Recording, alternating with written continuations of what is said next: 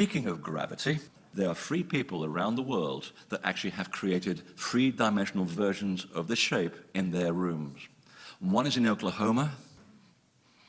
It's a good country, America. You don't think anything special happens here?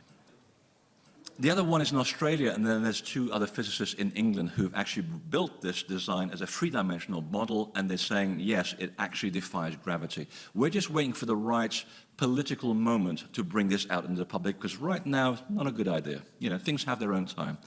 And this is the reason why I put this on the front cover of the book, because I had the access to the psychic material, and I knew what it would do, and it was almost like a prompt for me to kind of do that, because then it put the idea into these people's heads.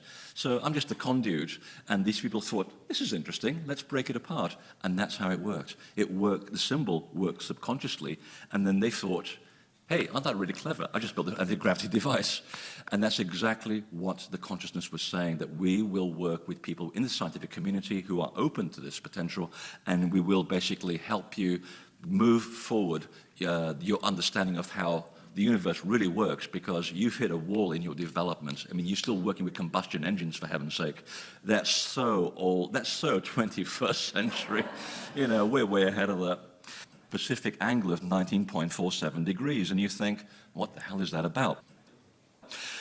This angle is describing how energy becomes matter in the physical plane. Now, let's take the Earth for a second. If you sit at the very core of the planet and you project a straight line to the equator and you move that line 19.47 degrees north, you hit the most active hotspot on the face of the Earth. In fact, it's blowing up right now. It's right next to Kilauea volcano in Hawaii. It's Mauna Loa volcano, exactly at that latitude.